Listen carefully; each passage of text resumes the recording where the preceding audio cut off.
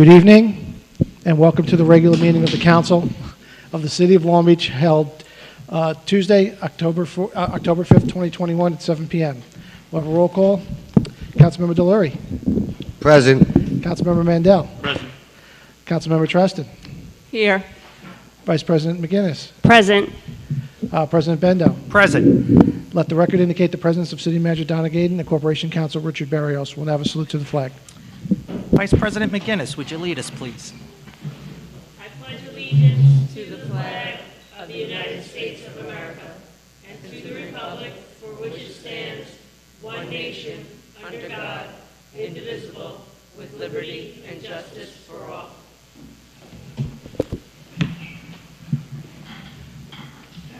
All right, good evening, everyone. Welcome to our first meeting of October. And fall is coming, I guess. Well, fall's here, actually, but I guess we'll begin with the city manager's report. Actually, before we do that, I think Vice President McGinnis was going to give an update. There was some training that some of us got at the New York Conference of Mayors event. You want to just give a little update? Sure. On September 20th through September 23rd, City Clerk Frazier, President Bendo, and I attended the New York Conference of Mayors and Municipal Office Officials 66th Annual Fall Training in Saratoga Springs.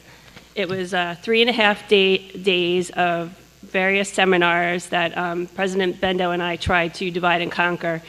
Some of the topics discussed were developing a multi-year plan, understanding the true cost of services, relationships between the City Council and the Volunteer Fire Department, and part 1 and 2 of developing a structurally balanced budget.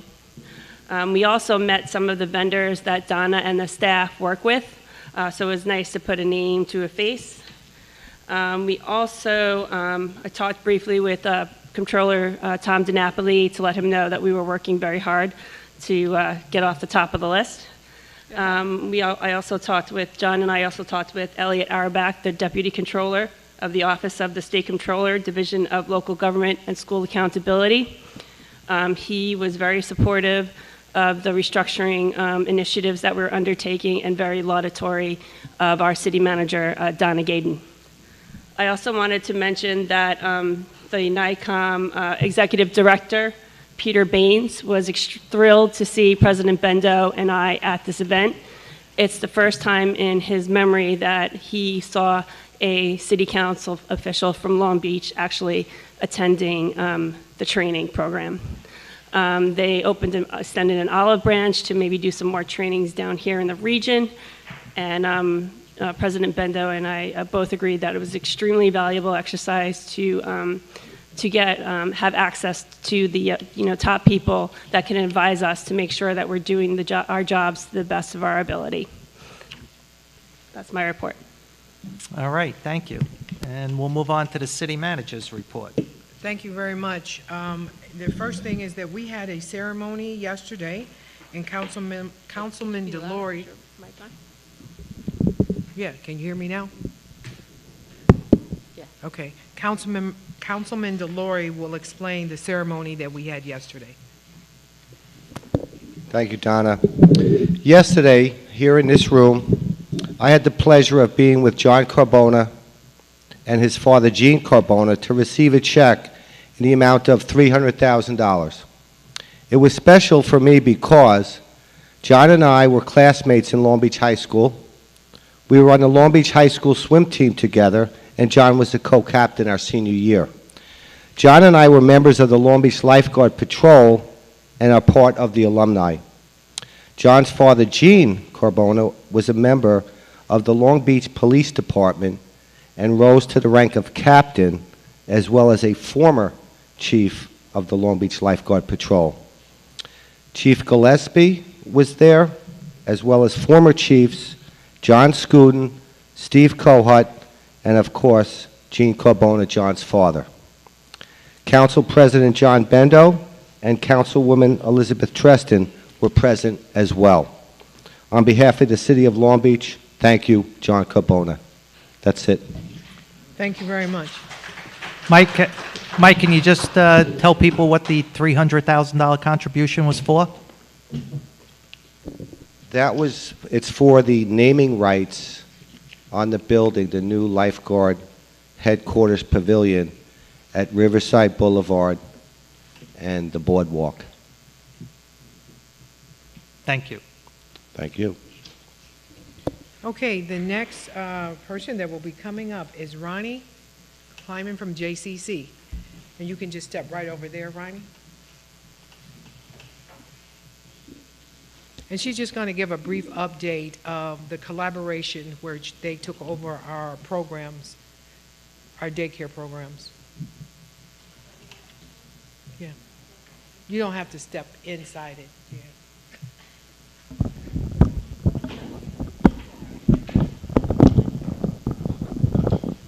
Hi, good evening, everybody. So in May of 21, we opened the Magnolia Center under the auspices of the Freeburg JCC, and it's going very well. We have 2 rooms full. We're waiting to fill the 3rd one, and the babies are adorable. I'd invite you to stop by, but we're not allowing anyone in the building right now, but eventually things will open up, and we'd love to have you. In September, we opened aftercare, before and after care programs at Lido School, West School, and in the morning East School. Those are new programs for us, and our 2nd year at Lindell. We, of course, like every other new program, had some growing pains, but things are moving along really, really smoothly right now. And we're hoping for a great year.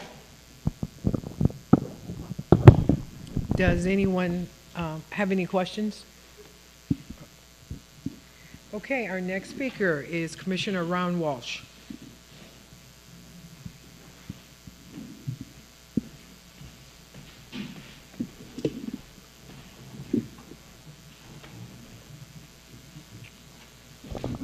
So, good evening, everybody.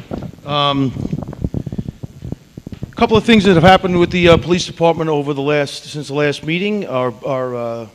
The city council had given the authority, and we had changed the ordinance to have a booting ordinance. We have deployed boots throughout the city. We have 4 boots that have been deployed so far. We're getting our scofflaws to come in, and it seems to be very successful at this time. We have some information that we're going to be putting up on our website for public information. It's going to go on the Long Beach Police Department's website, Facebook page, our Instagram page, as well as the city's page, on the different types of scams that are happening around the county.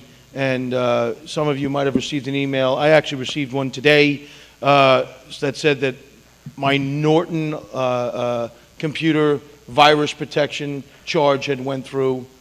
So I called, knowing it was a scam, just to see what happened. And the guy said, "Oh, if you're home, I'll send you the information right now. All you have to do is click on the link, and a form will come up, and you fill it out, and you can cancel right away." I said, "Well, gee, can't I just give you my account information now, and you can empty out my bank account?" And he hung up on me. So some of the things that happen, and we do this from time to time, but you should know that I received a phone call on Thursday afternoon from City Manager Gaydon while I was in my office. And it was, "Ron, I think there's an old man here at CVS who's getting scammed." I said, "Well, where are you?" I picked up the phone, and I got a car on the way. And it turns out that the older gentleman had received a phone call that he had, I believe, an Amazon charge for a telephone.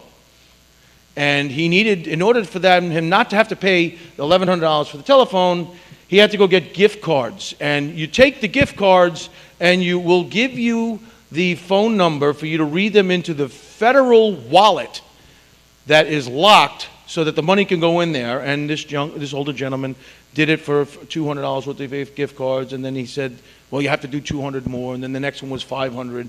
And he was intercepted by City Manager Gaydon and some other people. Wait, Go ahead. I want to say he was intercepted by the staff at CVS. He went to purchase the cards, and the staff kept asking him, "Why are you purchasing all of these gift cards?" I just happened to be the customer that was standing next to him and heard the conversation. And so they said, "No, you're being scammed."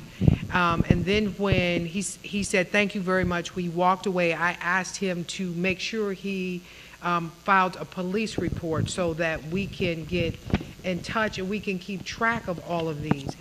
To my surprise, the gentleman, which was an older gentleman, was so adamant about reporting it that he was walking from CVS to the police department. And I happened to have walked down the street and saw him walking, and then that's when I called you. And then I walked him back to CVS, again told the staff at CVS I appreciate what they did because they stopped him from being scammed. And that I would definitely, I also called John McNally and said we need to get this out on the website. We need to alert the community that these scams are happening, and then they're especially targeting the seniors. So it wasn't me, it was CVS employees that All I right, told. no brownie points for me today. What do you want me to tell you?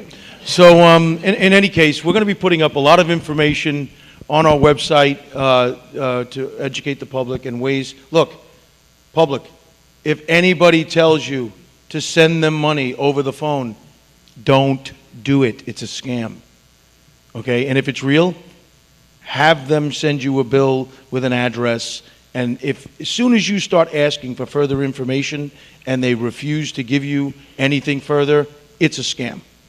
All right, we'll get out a bunch of information over. We'll be doing one of these bulletins every week for the next several weeks, about 5 weeks.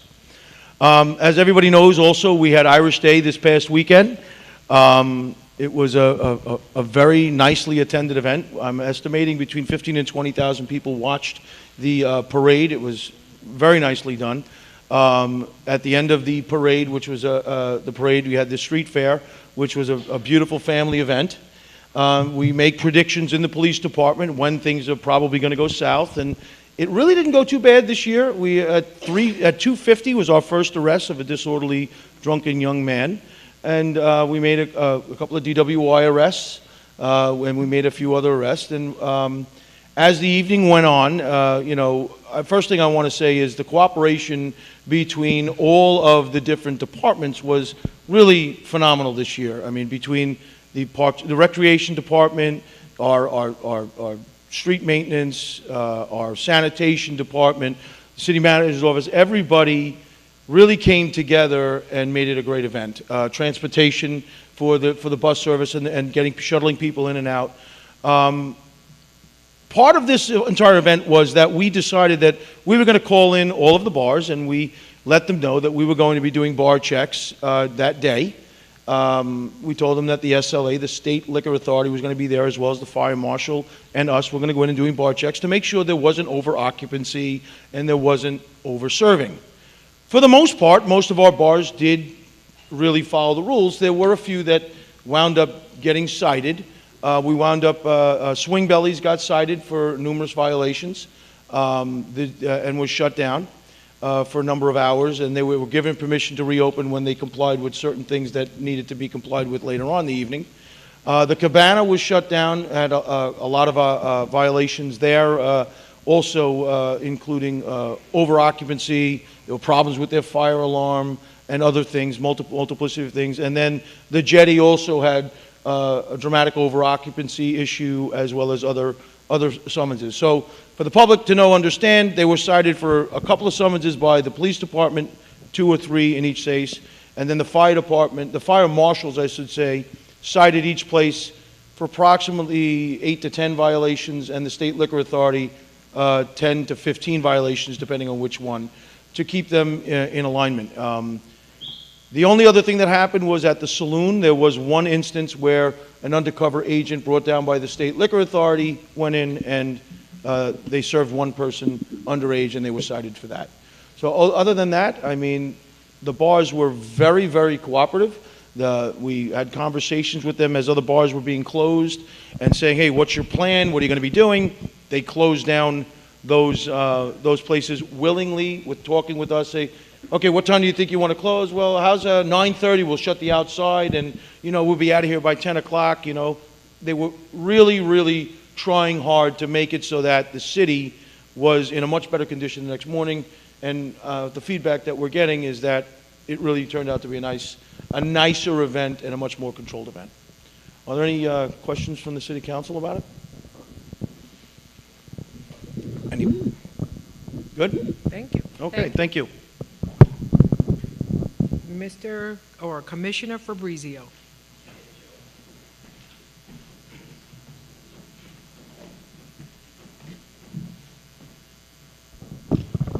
I just wanted to give a brief description about two of the items that are on the agenda tonight. One is item 3, the resolution authorizing the city manager to purchase 24 Super Centurion hydrants.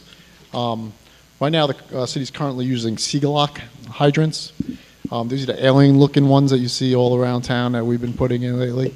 After lengthy internal discussion with the city's water department, we've decided to go back to the Mueller Super Centurion.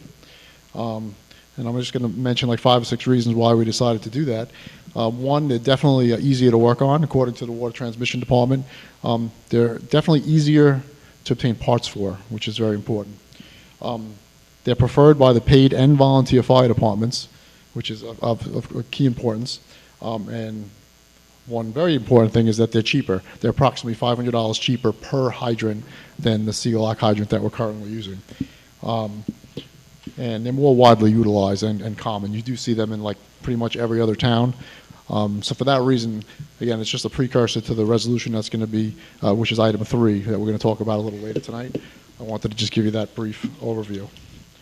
The second one is item 5, which is a resolution to enter into a contract for the installation of a PVC fabric structure with hot top dip galvanized steel truss to cover the open air basins at the water treatment plant. The intent is to protect the city's water supply from vandalism and contamination, since they're less than 100 feet from the adjacent roadway. The H2M is a consulting firm that was retained by the city for this project, and they did look at like 5 or 6 other options to cover these basins.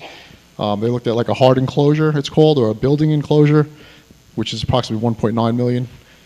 Fabric covers, which are approximately $300,000. Retractable fabric, which is $788,000. Flat aluminum is $626,000. But they recommended this PVC cover that we're going to put over it. Essentially, what these covers do is, as part of the treatment process, the water is treated with alum, which basically makes the iron settle out. So it's part of the treatment process. But again, it's less than 100 yards away from the street, 100 feet away from the street, and it could easily be contaminated by someone throwing something, from the street into the water supply system. So for that reason, it's an extremely important project.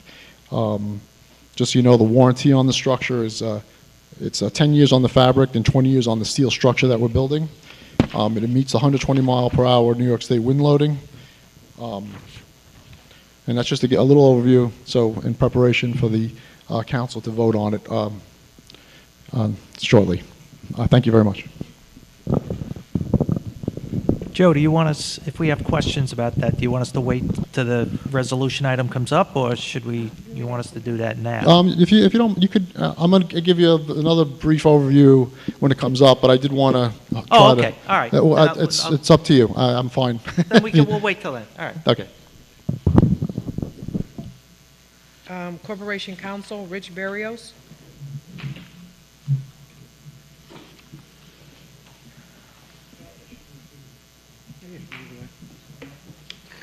He had a mic.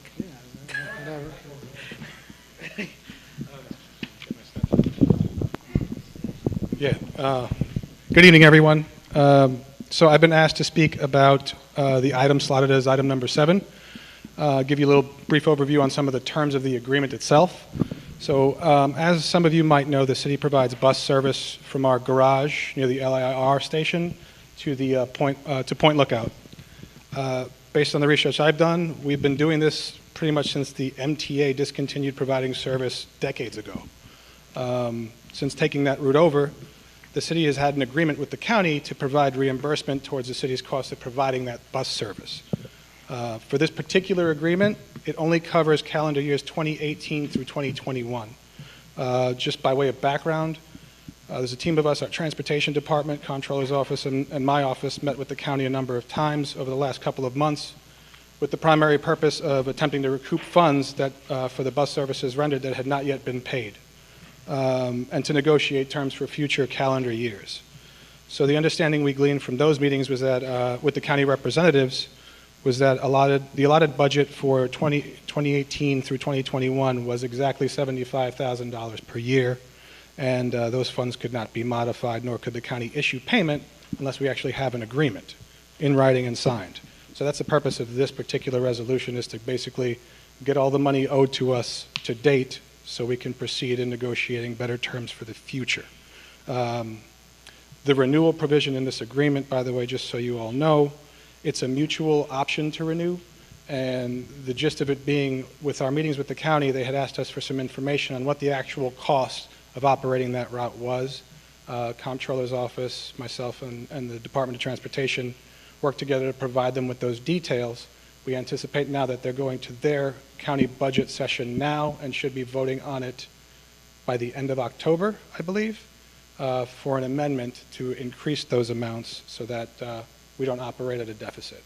So yeah, the general gist of this is to just get the maximum amount possible authorized by the county and move forward and get some more funds moving forward. That's all I've got. Any questions? All right, Ina, our comptroller.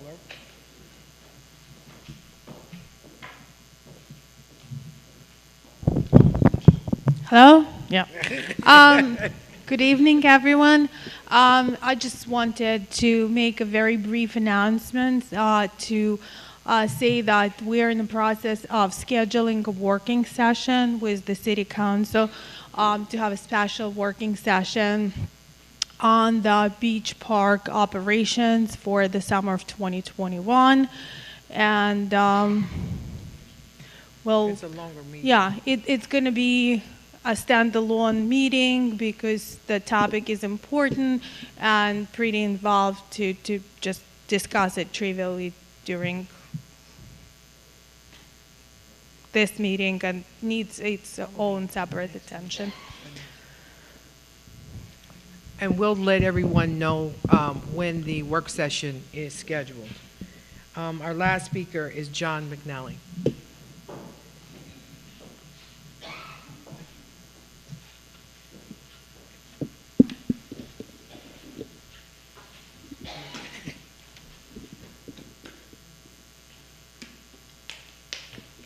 Wifey's here for a reason, and I'm about to talk about COVID, so all you people.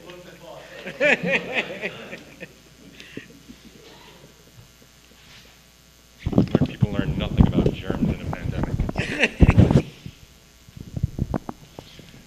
Okay, so as alluded to, I'm about to talk about COVID. So numbers are actually trending in a positive direction for us, which I'm not sure anyone really would have predicted with the school year kicking in 3 weeks ago. But of the week ending, well, actually, as of the 4th of October, 63.9% of Long Beach's total population has received the vaccine, or is fully vaccinated, I should say. For the week ending October 4th, there was just 38 new confirmed positive cases in the city, which is significantly down. I think, I would say about 5 weeks ago, we were approaching the 100 mark. Long Island's positivity rate is 2.8%, and that's compared to the state of 2.3%. Again, numbers that are all trending in the right direction, likely reflective of people still doing the right thing, wearing masks when indoors in large group settings, and a steady increase in vaccination numbers throughout the state. To that end, Mount Sinai South Nassau's Vaxmobile will be out in front of City Hall tomorrow from 10 a.m. to 2 p.m. It's made possible through federal dollars that flowed through the town of Hempstead, who has supplied Mount Sinai with the Vaxmobile. An update to, I know a couple of the council members near and dear to their heart, at long last, the parking management system RFP looks like it's going to be issued on Friday, and we are requesting that the responses to the RFP will come back early in November. It's either going to be the 8th or the 12th, but the week of the 8th. We're just putting the final dot in the I's, crossing the T's with our consultant. It did expand significantly, but it included a lot of, you can have a parking district, but if you don't have the enforcement tools in place, so, we brought the police department involved. They've been very helpful in saying, here's what we need in order to really enforce it. And for those that don't quite know what I'm talking about, it's for the central business district in town doing parking meters and a parking management plan. The Army Corps of Engineers, who all of us in Long Beach should be familiar with, have completed or put forth a final draft of a back bay study. So this is in addition to, we have our dune system here along the beach. Post Sandy, they did a study to really look at what are the most effective ways to protect the entire South Shore from here really through almost through the Jones Beach Inlet. What they have put forth is something like a $4 billion package. That's the estimate for what it is so far. There is no commitment of funding from the federal government, but what it looks like for Long Beach is basically raising every single residential unit in the city and fortifying most commercial. They are having a public hearing and presentation on that tomorrow. It's on our Facebook page. It's on Army Corps' Facebook page, which I have this open here. So it's tomorrow from 1 p.m. to 2 p.m. And their website is www.n as in Nancy, ap.usace.army. The link to the actual meeting itself is extremely long, so I won't read it off, but it'll be on our website tomorrow morning, and it's already up on our Facebook page. On to lighter affairs. Our annual costume parade and pumpkin patch is going to be held this Saturday from 9:30 to 11:30 at the rec field. Pre-registration is required. You can register via our website, which is longbeachny.gov/costume. And just as a heads up, we've been talking with the Chamber of Commerce. We are going to, once again, last year the city held its first annual Halloween decorating contest for homes across the city and also our businesses. We believe that we are going to be going live with accepting applications and entries to that sometime tomorrow. That's what I got. Questions? John, I don't have a question, but I have a lot of thank yous on the parking and a lot of other things. One request I would like to bring up and is the Army Corps of Engineers really should be coming back at some point, I hope, because there are jetties that really need to be reviewed. That's a different project. Well, it probably is, but I think Senator Schumer and I think Senator Kaminsky and others had talked about the Jones Beach Inlet and other areas. But I just want to say that it's not forgotten about.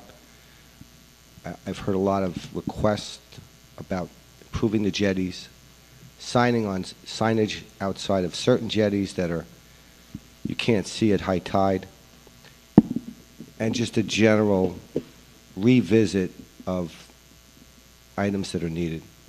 And that's basically. Yeah, and that one, I know our Department of Public Works is all over that.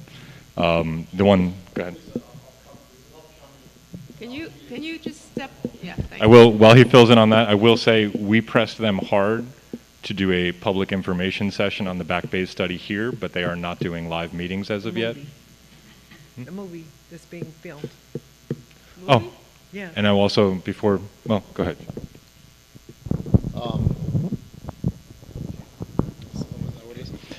To elaborate on what John had mentioned about the Army Corps Back Bay study, it's just one thing you should really look at when you do look at the report is the cost. Right now, the way it's set up, it's 65% federal and 35% local, and the local is divided by the city of Long Beach, the state, the town of Hempstead, and Nassau County. So it comes out in the billions. It's like it'll cost the city, $300 million to like $1 billion. So it's just something you should really look at when you look at that report. The cost sharing is a big burden on the city. Back to the Joe, I remember the last time we were on the call with Army Corps, you had made several recommendations. Did they incorporate all of your recommendations? Well, it's interesting you mentioned that because one of the first things that they had in their presentation was their proposal was to build a wall around the city of Long Beach, including down the middle of the dune and along the North Shore at elevation 16. NAVD. To give you some perspective on that, our new bulkheads are elevation 10. So they were proposing a wall 6 foot higher than what you see in on newly erected canal bulkheads that was going to basically surround the whole city. So of course, the city council and myself, Donna, had, after our jaws hit the floor and we started to, get off our chairs, we said that's just not doable. So they came back with a revised plan that basically is the wall that they're proposing is more surrounding like the critical facilities, like the wastewater plant, the water treatment plant, the railroad area, and has a lot more house raisings in it. That being said, it doesn't mean we're on board with it, but it's certainly better than what they were originally proposing, which was, in my eyes, ludicrous. Because we said to them, you just spent $100 million on building a dune to elevation 14. Now you want to put a wall through it? This doesn't seem to make a lot of sense. And to answer your other question, the Army Corps and DEC is coming back. I didn't bring my phone with me to do an inspection of the dune and beach project in the next week or two. I will forward it to you and let you know when, because someone from the city, probably myself or the director of operations, will be attending that. So they will. They will. Yeah, no, absolutely. But I just got the email and I just didn't bring my phone with me. I'll let you know. Joe, Okay. Joe, weren't you also, your office or the engineers that we hire also collecting data and substantiation to communicate to them that there is a problem here besides just a one-shot site inspection? Yeah, Coastal Planning Engineers is it's a consulting firm that we have on retainer that helps us handle issues, regarding coastal erosion and protection. And they had wrote on the city's behalf a lengthy report, basically documenting the poor condition of the new jetties that were built. That the ends were basically collapsing, and that there was this horseshoe effect in the areas where they didn't replace the jetties, and you could see that big horseshoe effect where there's erosion, and they buried those existing groins, and they are a hazard, as Councilman Delory said. Very big danger to surfers at high tide because you just can't see them. So is there an update to that report that they're going to be getting? I don't have anything presently, no. But I'll talk to them and the Army Corps about the status of what we have. Jimmy, you might as well just give them everything you got, right? Sure. Thanks. Yes, you're welcome. And can you send that date to all the council I'll send it members? to everyone. Yeah, I just got an email from the DEC letting us know about the meeting where they're going to go over. It's like an inspection of all the dunes, the walkovers, the beach itself, the groins. I'll forward that to everyone. Thank you. Joe, is this the DEC from New York, or this is the office based in Philadelphia This that is- we're working with now? It's the Army Corps for the Back Bays project. The Back Bays, It's Philadelphia. But the ocean part? I'm dealing with I think Region 1, which is Stony Brook. But I just you're need correct. for The today. Back Bay study is based with a gentleman who's leading it is out of Philadelphia. That's who we've been dealing with. Thank But I do encourage you to look at their presentation because it's very interesting, to say the least.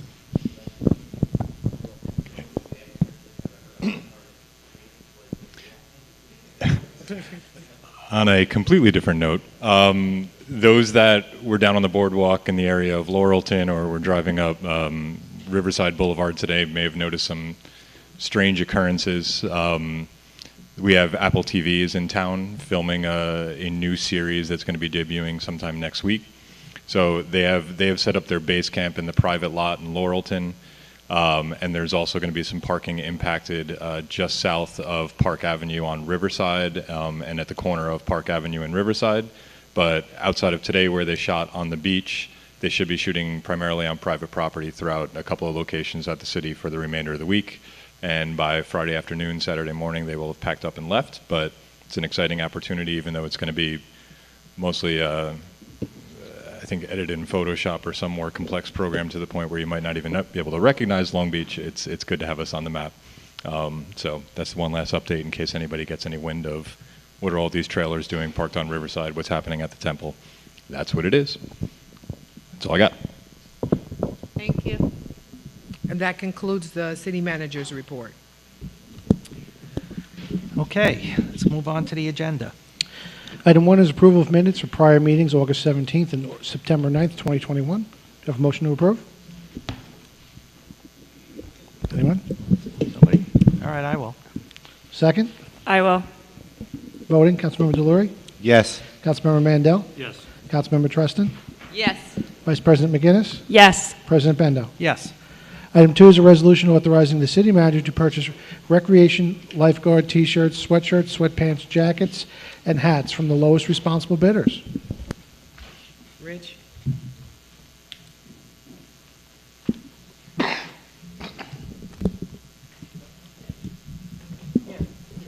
Sorry. That's all right. Pull that in closer to you. Good evening again, everyone else.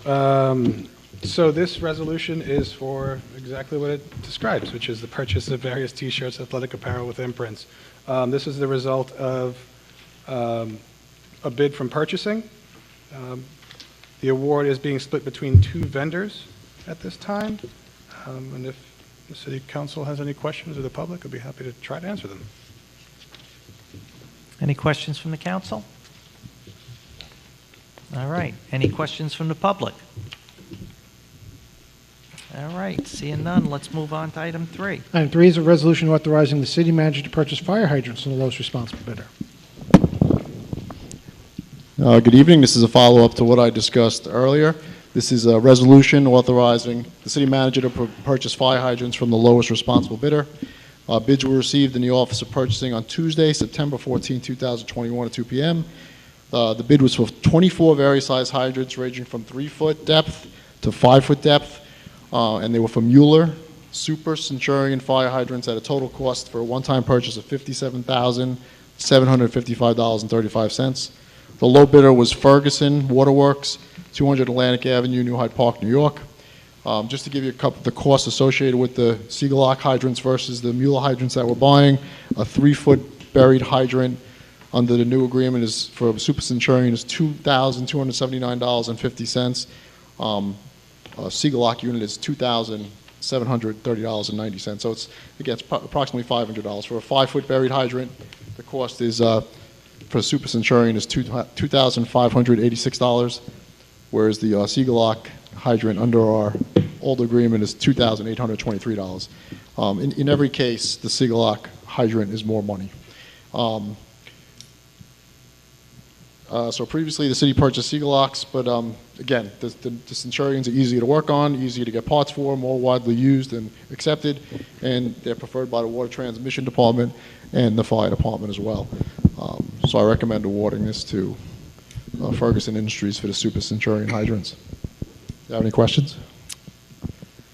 I'm sorry, John. Go ahead, Liz. Is there a list of what hydrants will be replaced since there's only 24 of them? I know some are more rusty than others. I could get that for you from the Water Transmission Department. They have a list of all the older hydrants that need to be replaced in the city, and I could provide that for you. I don't have that with me, though. And will we be replacing any of the ET version of the fire hydrants, or else other people think that they charge your electric car? So will they be replaced? Not at this time. Okay. We won't be replacing them at this time. Do you have any other questions? Yeah, since we're switching back to the more traditional model, I mean, what was the reason we bought so many of the more expensive ones?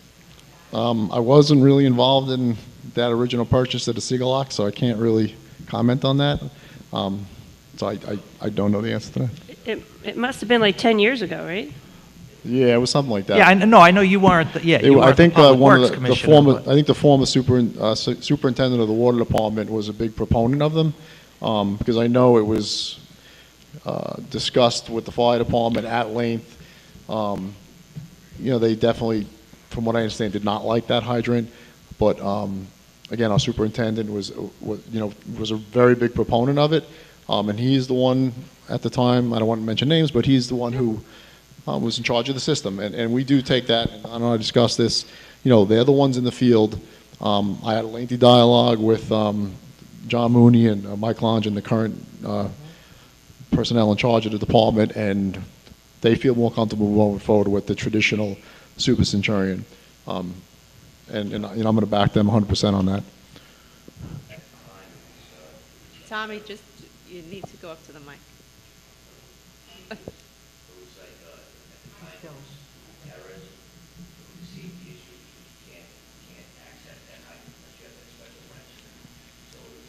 Yeah, Tom, the director of operations is saying that there is a special access for that single lock hydrant, which prevented like vandalism, terrorism, and things of that nature.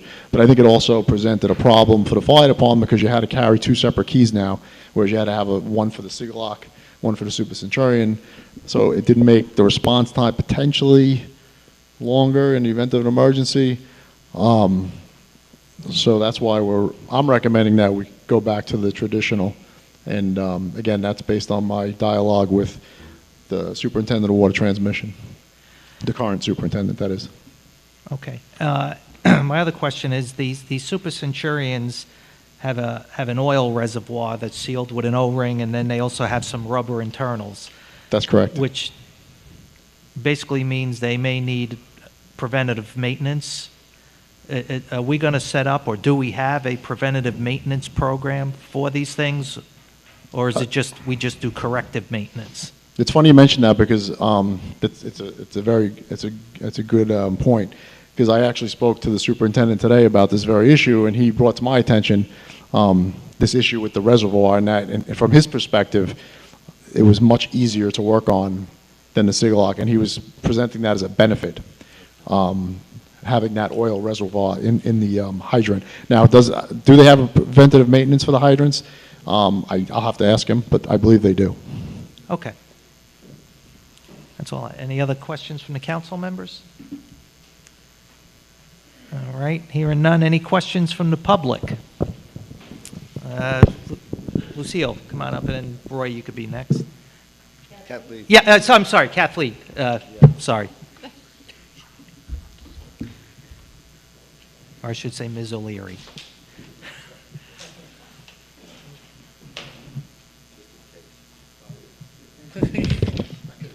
I know, Joe.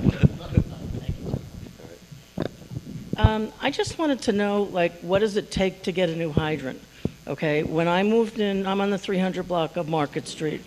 27 years ago, there was no water coming through the hydrant, so we got it fixed. There was a huge fire in January. The hydrant on Lincoln was frozen. It was my hydrant that saved the house of my friends in the corner. It's disgusting. It's probably from the 30s or the 20s. It's 2 different kinds of blue. Everybody around me has new hydrants. What do I have to do to get a new hydrant? Essentially, we have what's called an emergency water supply plan, and in that plan, we have a list of how many hydrants there are in the system, how many linear feet of water mains there are in the system, the size of each water main in the system, and their first priority is to address the hydrants that are not the Super Centurions. I think they're called Eddies. They have, I think, Clows. There's 2 names other than the Super Centurions that are like the oldest from like the 20s and 30s. So that's really what they're going around replacing. However, in this case, if you just give me your address, I will send them down there, and if it's like you said, we'll have it replaced. Because we ordered 24 of them, and we have a small stock of hydrants. You might get an alien, though, because we still have some of those. The Seagull Lock alien hydrant, because we have some left in stock. Okay. But if you just give me your address, I'll take it. Thank you. All right, Mr. Lester.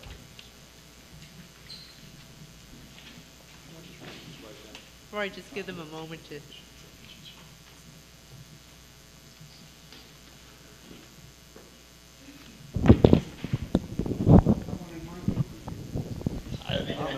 I didn't want to make him get up again. I would just say, Commissioner Fabrizio, just want to commend you on your collaboration with all of the departments. Well, thank you. It's really strategic. You're looking ahead. You know, what's practical, what the people that are actually working on the equipment day in, day out, what's best for them, because they're part of the solution. And I think it's a great testament to the entire team. No, thank you. In this case, I think it's a no-brainer. It's Well, apparently a superior product at a cheaper cost. You'd be surprised, So it's a right? no-brainer.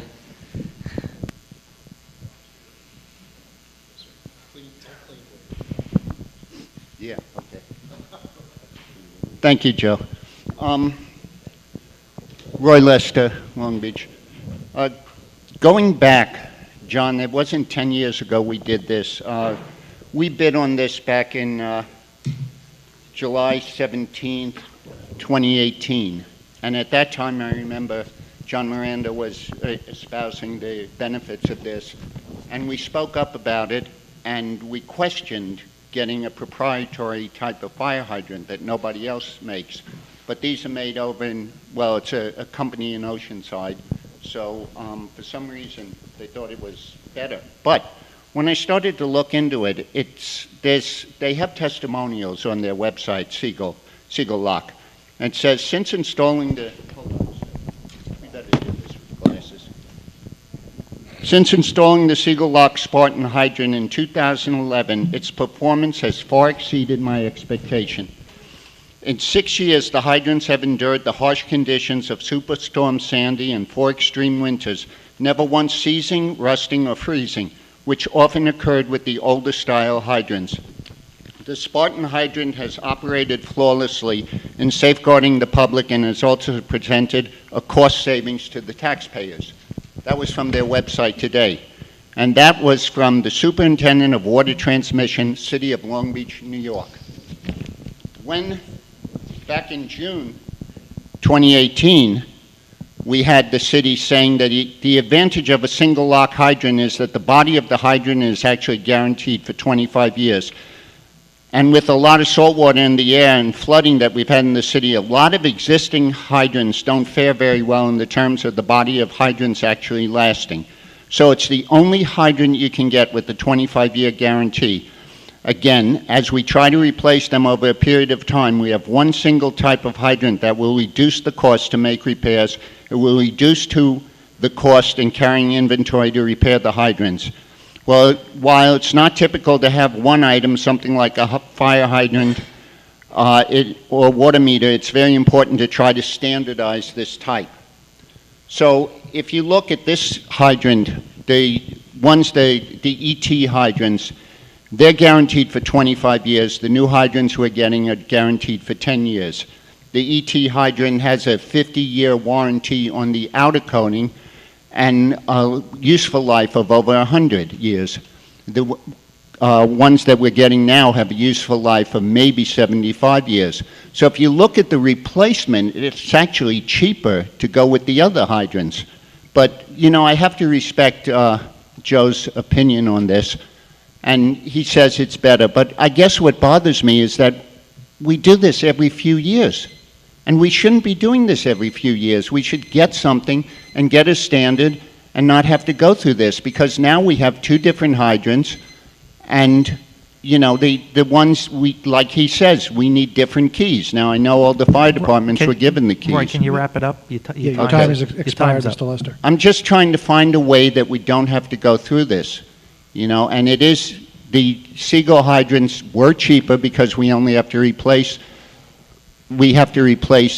8 of the other hydrants a year and only 6 of the Siegel, which saves us $5,000 as opposed to the $500 for the 8 that we replace, which is $4,000. I know it's a small amount, but it is a savings. I'm just wondering why we keep doing this. Okay.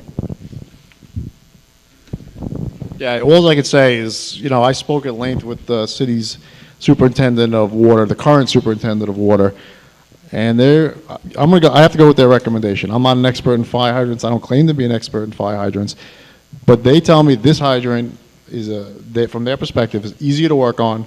More importantly, it's easier to get parts for. Even though they're located in Oceanside, the Super Centurion Mueller hydrant is widely utilized throughout the island. You know, you see it everywhere. It's a standard hydrant. So I have to support, you know, their request. 10 years. You're right about that, but you are paying for it. It's more money. But this hydrant is utilized just about everywhere. Okay. Thank you. Okay, any other questions from the public? All right, seeing none, let's move on to item 4. Item 4 is Item 4 is a resolution authorizing the city manager to enter into a contract for radio system maintenance with the sole responsible bidder. Ryan.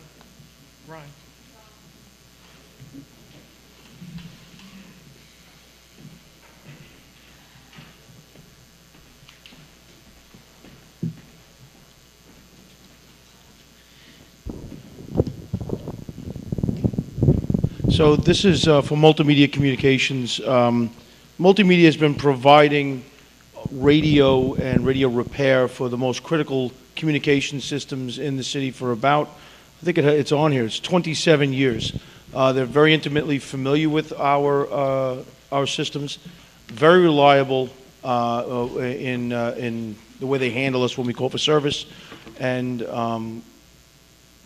quite frankly, they're the only bidder, only person interested in doing business with the city in this regard, because they installed and designed most of the communication systems that we have installed as well. All right, any questions from the council members? All right, seeing none. Any from the public? All right, seeing none, let's move on to item 5. Item 5 is a resolution authorizing the city manager to enter into a contract for the installation of an enclosure over the open-air treatment basins at the city's water treatment plant.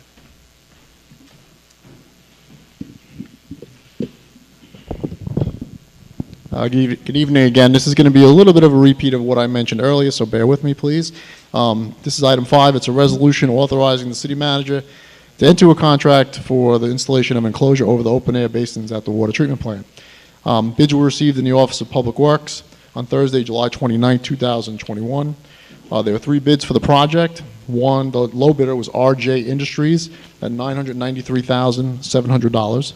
The second bidder was Benson Contracting at $1,005,400. And the third bidder was Philip Ross Industries at $1,235,000. H2M is the consultant firm that the city retained.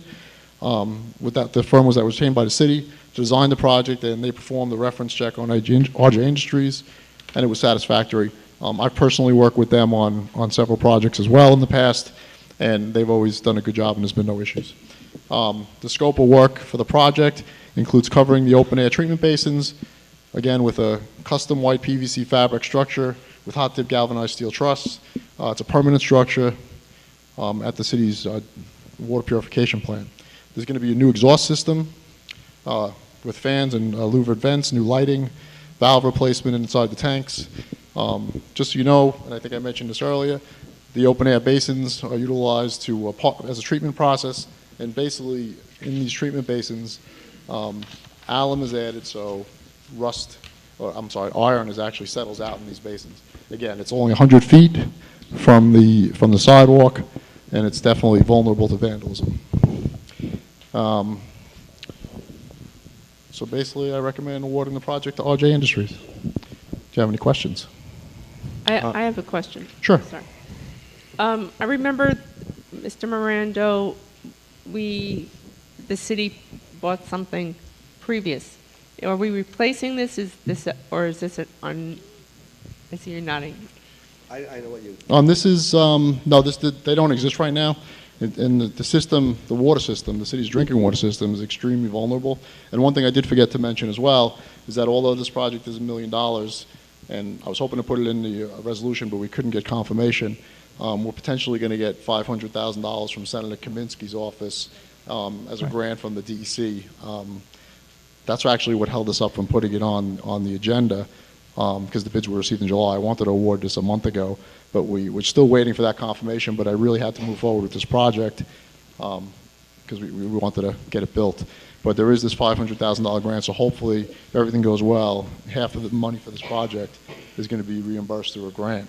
So that's just something to add. Yeah, Councilwoman Treston, you might be confusing that with the cover on the settling tank at the sewage plant Yes, that collapsed. thank you. And we also had to replace that.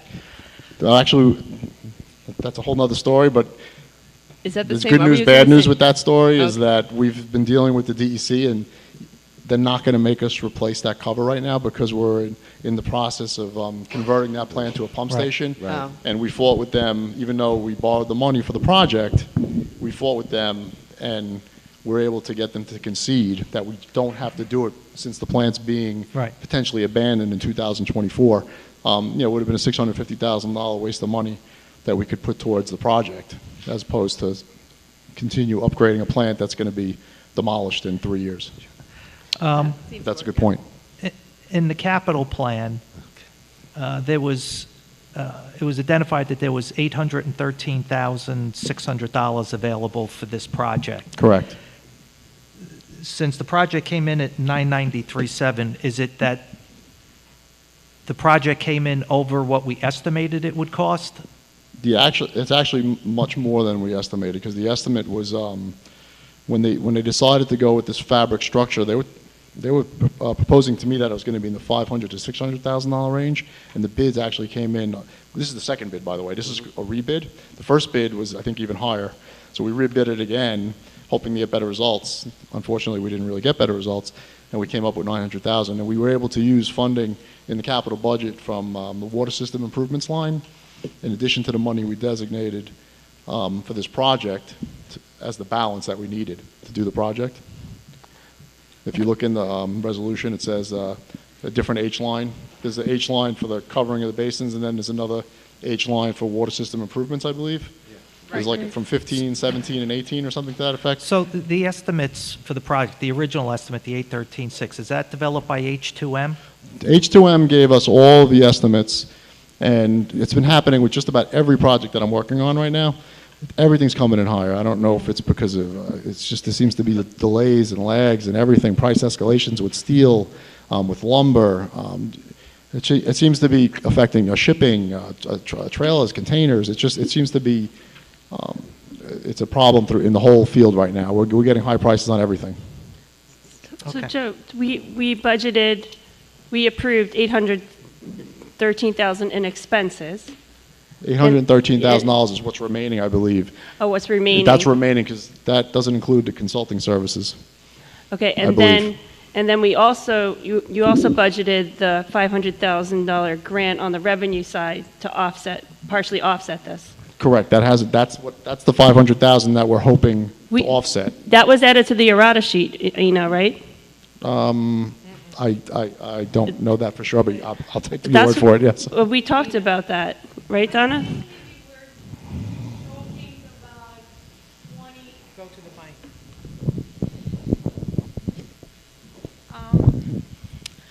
That 500,000 grant from Senator Kaminsky's office, that has not been approved yet, and since it hasn't been approved yet, it was not put on the budget as a revenue or contract expense or anything. I think maybe you are thinking about the $300,000 grant that was on errata in 2021. There was a revenue item for $300,000 revenue that was supposed to come from the grant. I thought the state budget that was recently passed had $500,000 in water improvement upgrades for the city of Long Beach. That's what Senator Kaminsky had communicated to me. Yeah, not in our budget yet, but if we get everything processed, what's going to happen is that $800,000 that you see in the resolution, it was borrowed short term, meaning that if we will receive the grant, we will just pay it back with the grant, however much the grant will be, and the city will not have to borrow long term for 30 years to pay it back. So you are, but go ahead, John. you are correct that it was approved in the state budget, but it still needs to go the bureaucratic approval process. So it's not technically approved and released by the appropriate agencies until it is technically approved and released by the appropriate agencies. So it was passed in the budget, but Thank you very much for the You got it. explanation. I did not realize that. That is upsetting. Ina and/or Joe, just those H accounts, is the amount that's there listed, is that money that we've already borrowed and is in and available to spend, or is it a future borrowing? This money, it seems like the money is there. This is money that has been borrowed, Okay. and we're currently paying interest on. Whereas the money in the capital budget, we haven't, that we just approved, that the council just approved Right. in June or May, that has not, it's been authorized but not borrowed. So you'll see in February, we'll put forth a resolution, we'll discuss it, and she'll ask me if should borrow the money for certain projects that we put in last year's capital plan. That money has not been borrowed, but this has been borrowed, we're paying interest on it. This is borrowed, and now we want to move on. Spend it, yeah. Okay, thank you. Okay. Yep. All right. Any questions? Any other questions from the council members? All right, hearing none. Any questions from the public? All right, seeing none, let's move on to item 6. Item 6 is a resolution authorizing the city manager to accept funds from the New York State Municipal Workers' Compensation Alliance. Good evening again, Rich Berrios, Corporation Counsel. So the City of Long Beach is part of, a non-for-profit workers' compensation self-insurance group program, which is a mouthful of words. But every year, if they operate at a surplus, they cut checks to all of its members, kind of like a loyalty program award. We received, I think, at least for the last 3 years, we've received these checks. So this resolution is just authorizing us to accept said loyalty check in the amount of $42,498 from the Workers' Comp Alliance, and we're going to put it right in the general fund. All right, any questions from the council members?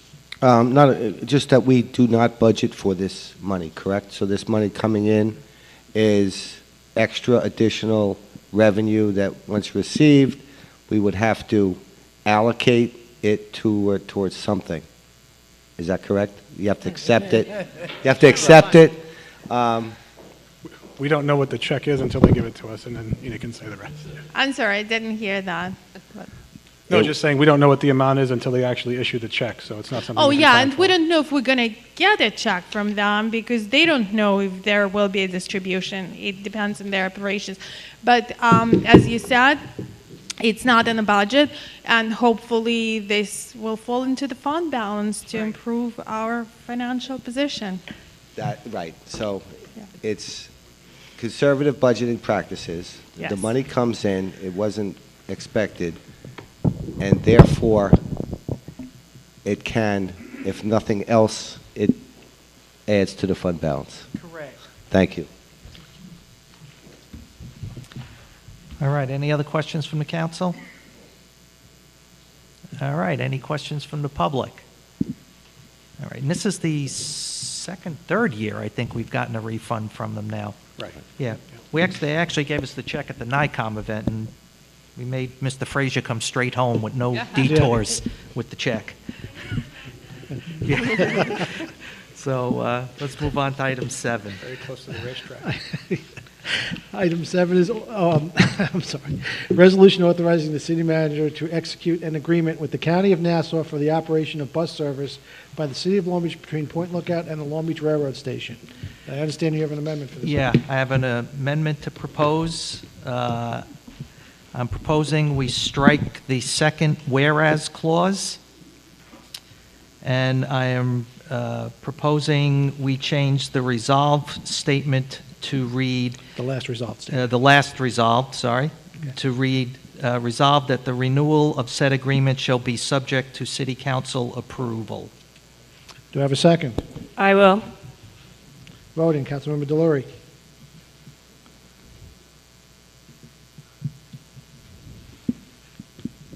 Can you? Yes. Councilmember Mandel. Yes. Councilmember Treston. Yes. Vice President McGinnis. Yes. President Bendo. Yes. Okay, continue. Okay.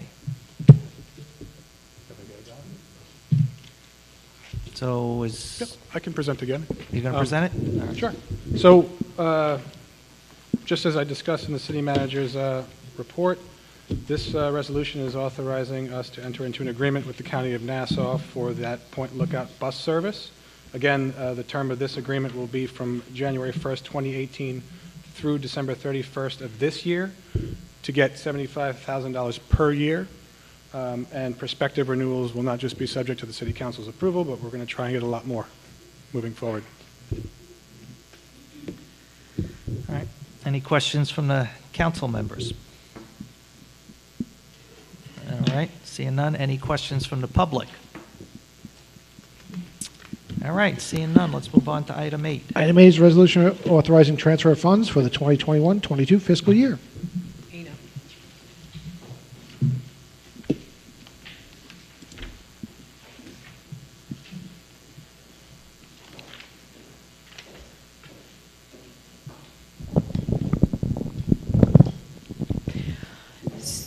So this resolution is to move funding together with the employees that were moved from one department to another. We had been trying to improve the operations of all the departments on the 3rd floor of the City Hall, the tax receiver, water and sewer administration, clerk department, city clerk department, and tax assessor department. And we've created a service center. Actually, when you get off the elevator, you could see the windows, and we have rotating schedule with representatives from each department now at the windows. So again, the city residents getting a one-stop service. So in connection with that improvement, we had to staff that department with an extra employee, and that employee was transferred from the building department to the tax receivers department. What you see, $36,000, is his salary for the remainder of the year. In order to make the building department whole, we had, as you heard, at JCC today was speaking about taking over operations of the child care facilities and after and before school. So we had a resource in youth and family services department, and we've transferred that person into the building department. Okay, any questions from the council members? In doing this analysis to move a person from the building department to the tax receiver, what is the projected increase in productivity and/or revenue that we will achieve by this restructuring? I don't think that there will be an increase in productivity or revenue necessarily from that. It's really an improvement of services. So it's basically getting a better return on the revenue that we're already collecting from the residents. Okay, and then the youth and family. So I understand that part. Thank you. And then you're replacing the building department person with the youth and family services revenue savings. So that means that we now have one program specialist working for the city in youth and family services, correct? Versus the 2 that were budgeted. There were more than 2 budgeted, but yes, one of the people that were transferred into, just give me 1 second, let me look into the budget. Yeah, the budget, the adopted fiscal salary, page 30 of the budget, says there were 2 program specialists budgeted in youth and family for a total of $100,000. So I'm assuming that now that there's 1 person in that department that works for the city, and all of the rest are outsourced to JCC.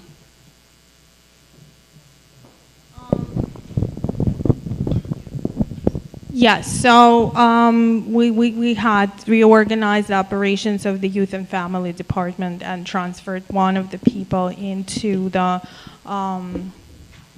building department. Yeah, and I believe that others were transferred to. That there were more that were transferred to different departments, to recreation. So the total number of employees did not increase. The services I believe, will be improved. Right. And the positions will be preserved of the employees. And we'll be evaluating the operations of the service center on an ongoing basis. And we will pursue even more improvements in that So, area. Ina, operationally, when a resident comes off the elevator at the third floor, instead of having to walk all the way down, they can have a full service type of transaction. Yes, that- we cross-trained employees from different departments. So obviously, the operations of the departments, like not everything that the building department employee, tax receiver department employee can do, but there are certain questions, certain information that they come for here that can be addressed right there and done right off the elevator, so they wouldn't have to come back and make multiple trips. So in this respect, hopefully with this cross-training and now consolidation of the operations, it will be better. Thank you. I think it's a great idea, Ina, and it's just cross-training is key, and I think it will lead to hopefully more efficiency and less errors. All right, any more questions from the council?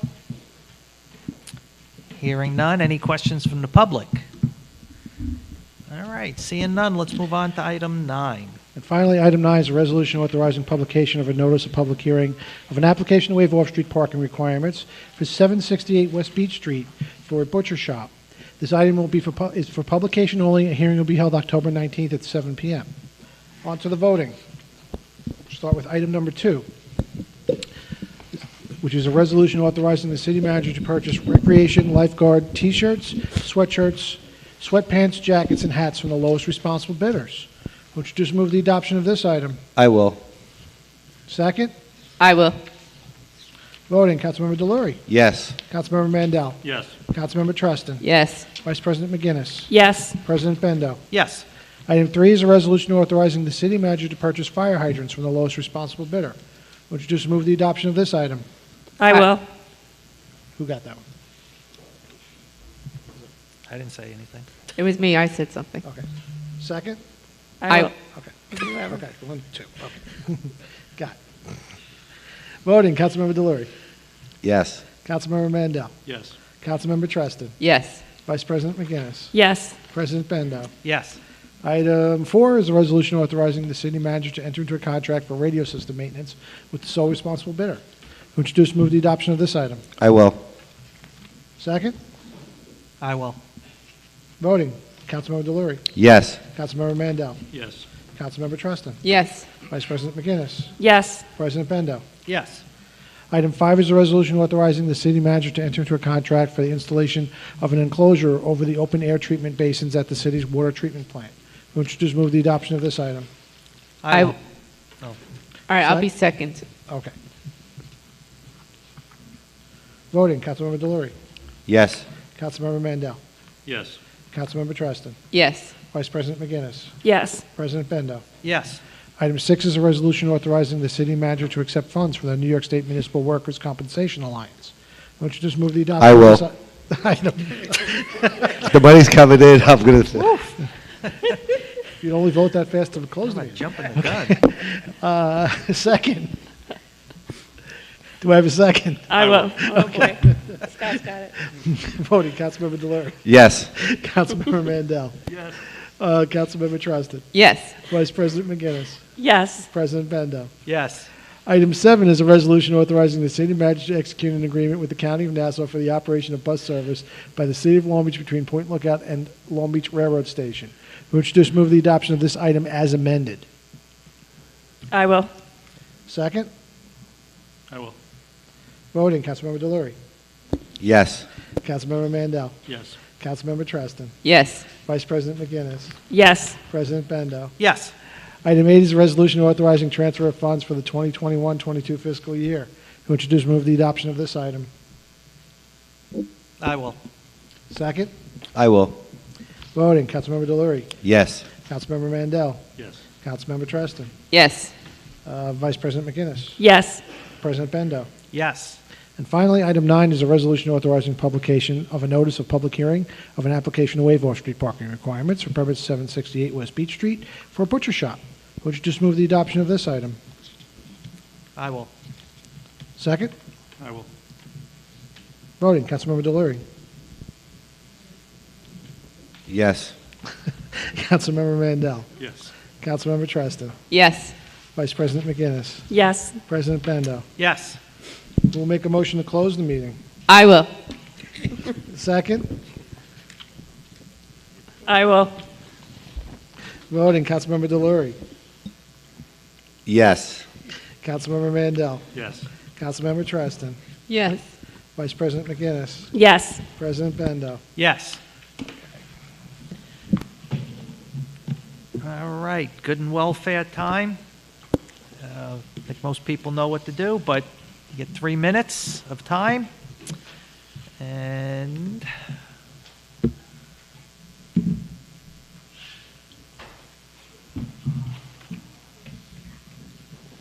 don't, okay. And our first person up is Mr. Paganini.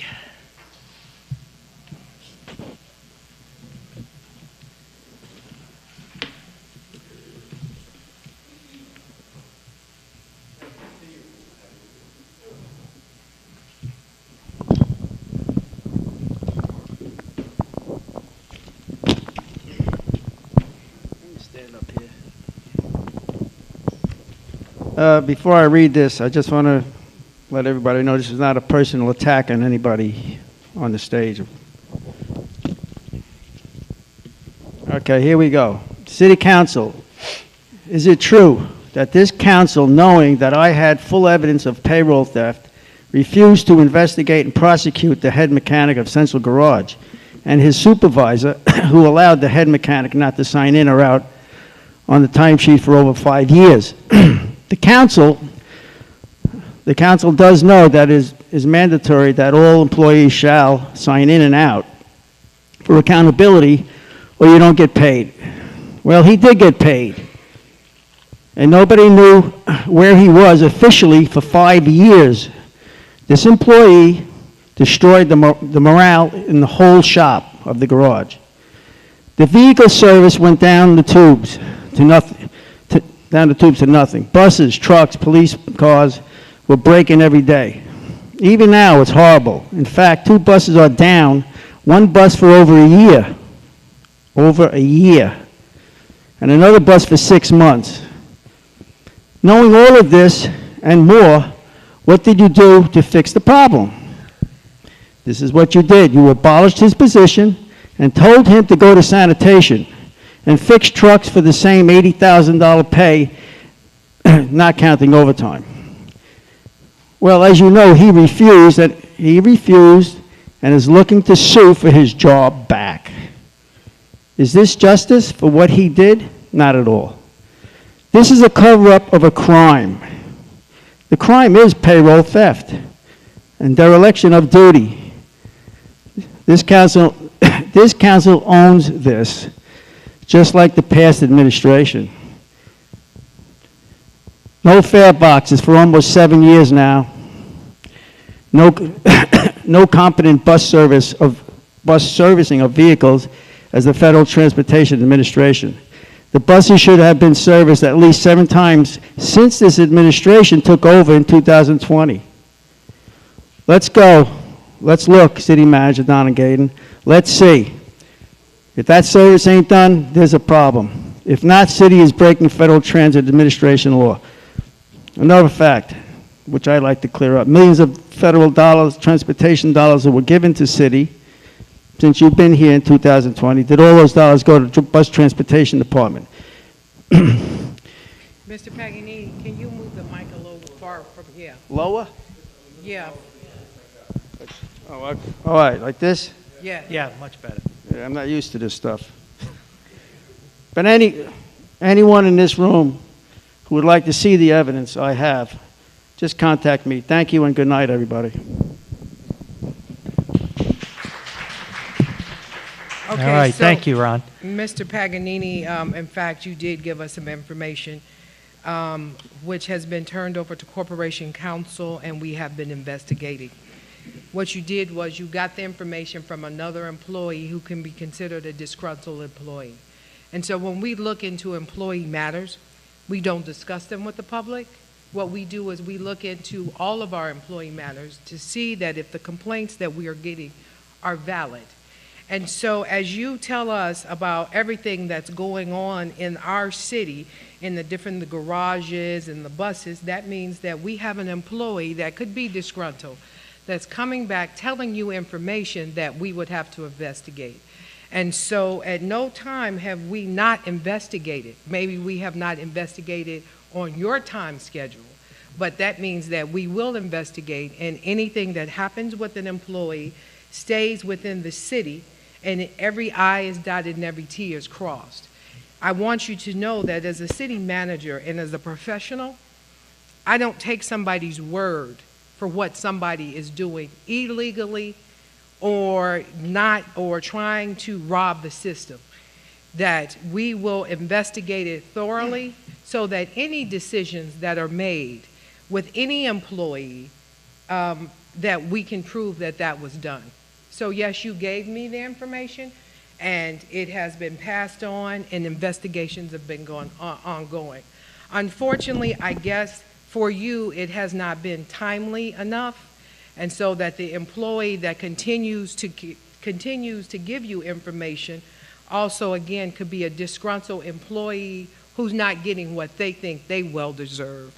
And so I would suggest that you tell that employee, instead of being disgruntled with you, and you coming here giving information, to bring it to the appropriate people, to talk about what they're disgruntled about. There are several people, including the union, that they could go to say that they feel that they're being treated unfairly. So thank you. Oh, can I just say one thing? You never looked at the evidence that I had that shows that this individual did not sign in for you. That alone is a crime. And you cannot say what we did or did not do. No, I know what you did. No, you do not know what I did. I don't know? And no, you do not. I know exactly what you did. Everything you've done. Mr. Paganini. All I know is I have the paperwork.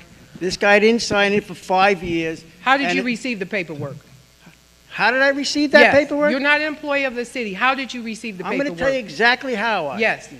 I found it in the garbage can, in the dumpster out of the city garage. Okay. Okay. Somebody contacted me. The supervisor, who we know who was the supervisor there, he dumped it. Okay. And I got it with the ketchup and the hamburgers and everything else on it. So you're saying, okay, yeah. thank you very much. So if you want to review it, thank you very much. If not, it's on you. Thank you very much. Don't review it. Thank you. Okay. And we'll make sure that we protect our garbage. Okay. James Hodge.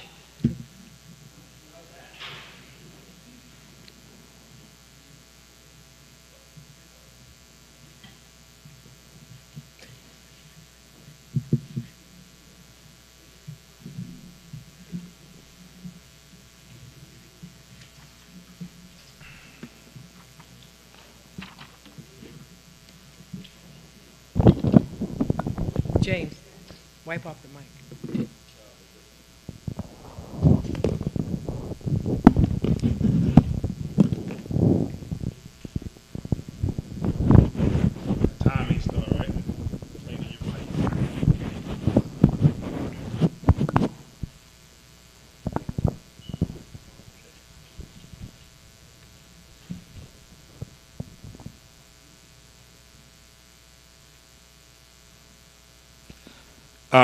Thank you for James Hodge, 95 East Fulton Street. Thank you for, again, always being able to come and speak at our city council meetings.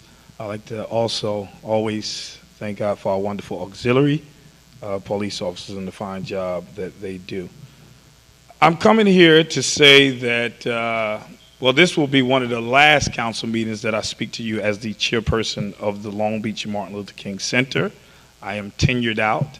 I've been on the board for 16 years, and I've had a wonderful, wonderful time serving. I will be advising and helping them in any way that I can, and I ask that you support them. But in saying that, you know, I say that I've always been an advocate before I got on the board, and I'll be an advocate after. But what I say is that in being an advocate, we wouldn't have the things that we have in society if different communities or different groups wouldn't speak for it, right? Women wouldn't be able to vote if women didn't come together, and the AOH wouldn't have been able to have Irish Day if they wouldn't have did all of the hard work that they did. African Americans wouldn't be able to vote if they didn't do what they did. So I say that I come to you in advocating, because sometimes emails just don't do the justice.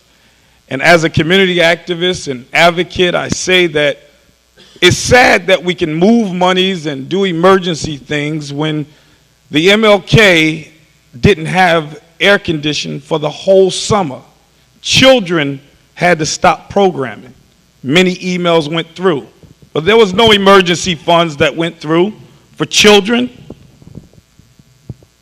I question the care of low-income people, not just the community that have the most African Americans in the city of Long Beach, but I question the care of North Park, because it seems like sometimes we deny, and if I don't come and speak at council meetings, or if others don't do what they do, we may not get our voices heard. So I speak for the voiceless.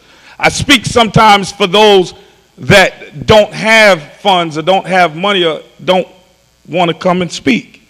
So I ask that you allow community development funds to go for security, which is low to moderate income, security at the recreation, but you denied security at the Martin Luther King Center. You took our security away. You denied urgency money to be spent for cameras at the center when we had so much gun shooting over the summer.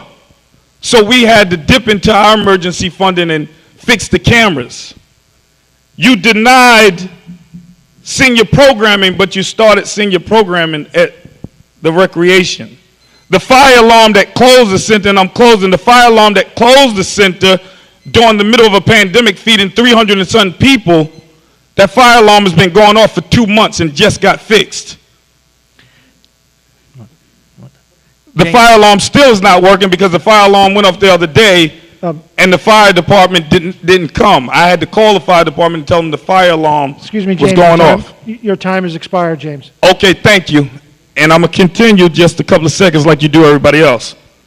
So again, federal dollars that have been given to the MLK Center, I ask you, if you go through all of that money that was given during Sandy, why is it still stuff in that building that is not fixed? Housing. If you care so much about the community, 12 housing units that could have been for low-income people, you denied. When the zoning board, majority of them, was getting ready to approve it, the city council or some got involved and denied it. So again, I say this because communities need advocates, like you were an advocate, John Bendo, as I finish, for the Western neighbors. So again, I say what I'm saying because I ask that you respect the children that sometimes can't speak for themselves, and I ask that you look at several things more than just what I said.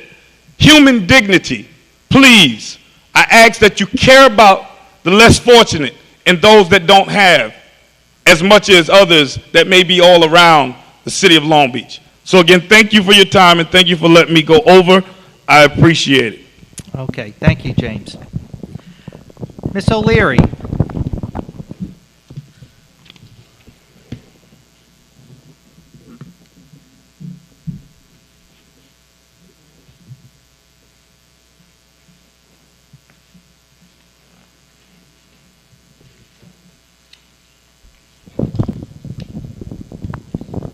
I just wanted to add with the putting signs up for the jetties, I think it's important to, excuse me, also put a sign up saying stay off the jetties. This year I witnessed a 45-minute argument between 4 specials and a family. They were arguing about being fined because it wasn't posted that, to keep off the jetties right there. And it was really, I really thought it was going to get violent at some times. The year before, there was a bunch of teenagers out on the jetty, and the girl furthest out was doing handstands on the jetty. That one I called 911 for. So I think there might be signs toward the boardwalk and so forth, but people are not getting it right at the jetty. So I would just add that we might want to add it right at the jetty so there's no question about it. Okay, thank you. Thank you. Roy Lester.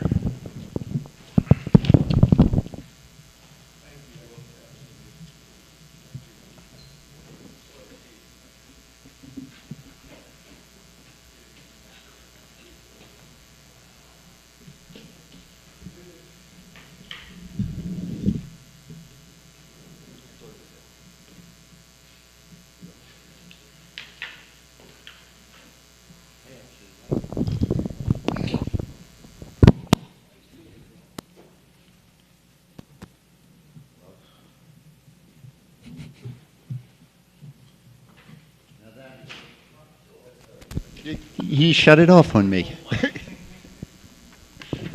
That is service.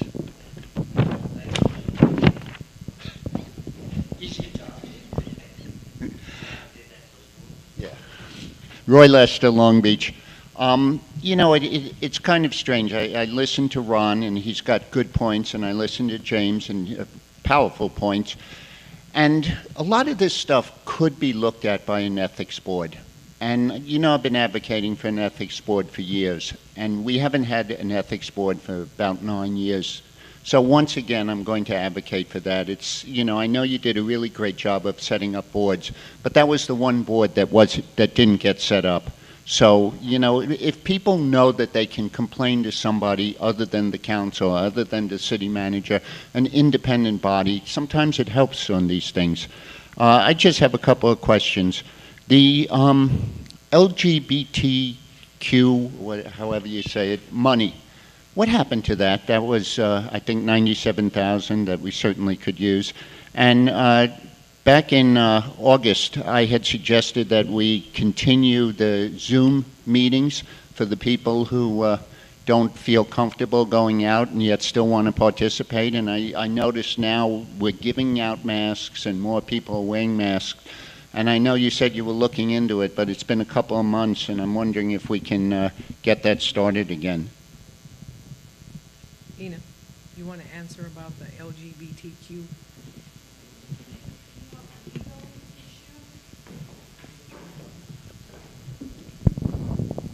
Hi, good evening. It hasn't been collected yet. Do you know why? Yeah, I don't know if it's ongoing litigation or not, but I'm sorry, there is litigation because I looked, I didn't see any litigation. No, there's no active litigation right now, Mr. Lister. No, not at this point. No. I had asked about the funds, and I was told that they were written off already. Written off? Yes, as uncollectible. Is that true? That's true. Yeah, we wrote it off. We just let it go. 97,000. I thought it was 70,000. 75, I think. Yeah. Whatever. Okay, thanks. Mr. Lester, to your That's another question, Roy. to your other question You about asked Zoom another meetings. question. You asked another question. Yeah. For Zoom meetings, Governor Hochul basically passed a law right now allowing remote meetings to resume again until January. So we theoretically can have remote meetings again. We can't have a hybrid of it because we don't have the technology to do it, but we could go completely remote again, or we can stay in person. That's currently where we are, I guess, with the governor's orders and law.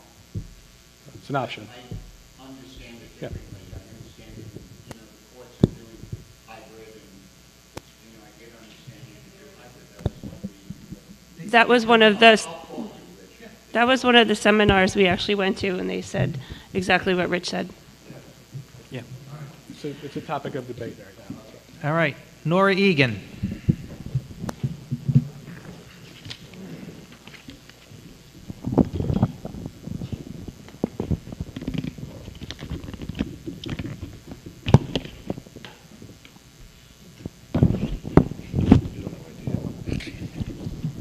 Councilman Delory, I hope you realize there's no extra pay for doing that.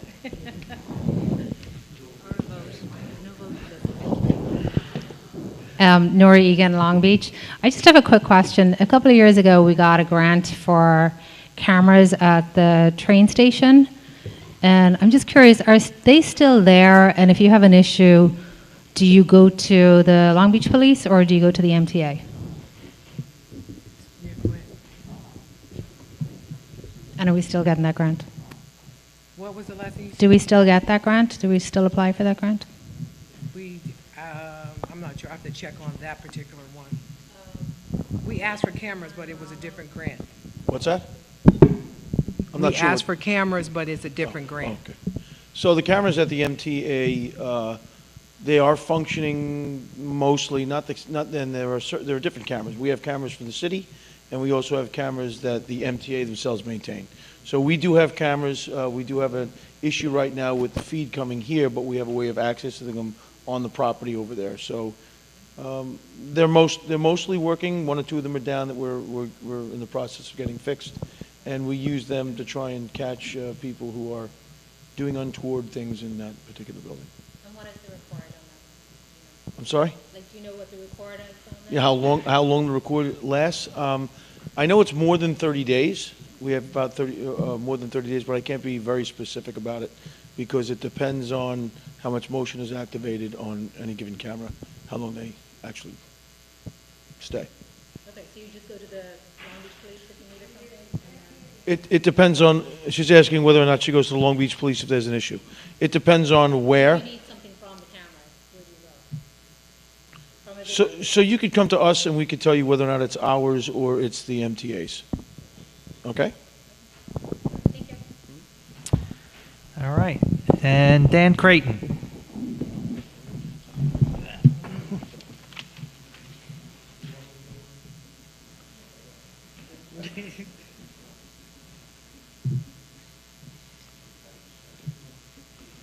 I got it this time.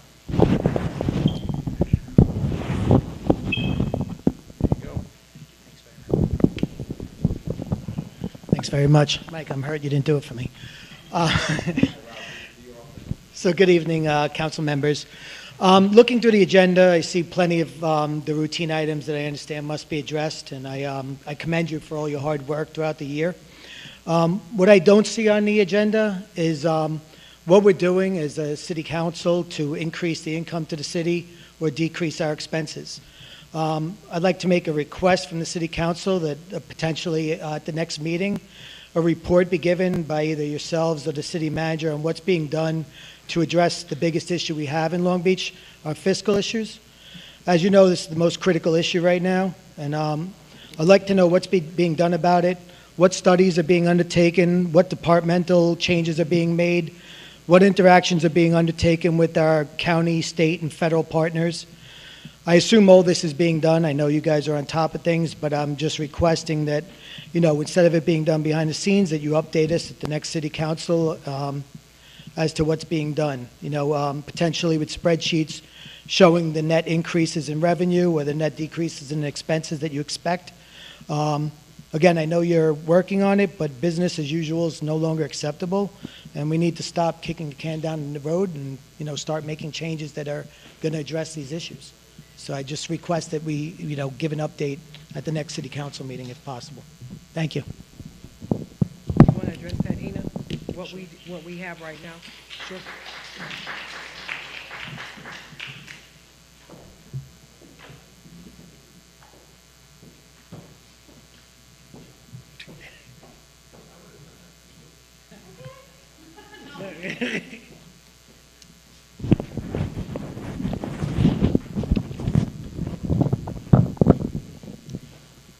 So I would have to respectfully disagree with your assessment because I think at a lot, if not at every meeting, we address both the revenues and expenses.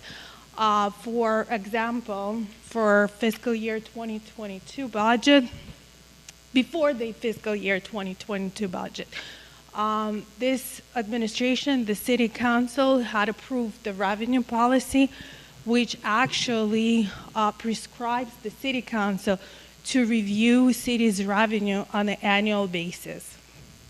So then we did exactly that and reviewed the all the permits and licenses, benchmarked it to the other municipalities to assure that the city collects its fair share of revenue. We reviewed the beach park operations, and we came with a very comprehensive revenue versus expenses analysis that was shared on several different meetings. And as a result of that, the beach park prices of the passes were increased. And while I understand that it's an unpopular, right, decision to increase the prices of the passes, but it's expensive to operate the park. And if you don't, the residents of the city do not share this with the non-residents, then it all has to come from somewhere, from a source of that's paid by the city residents, the property taxes.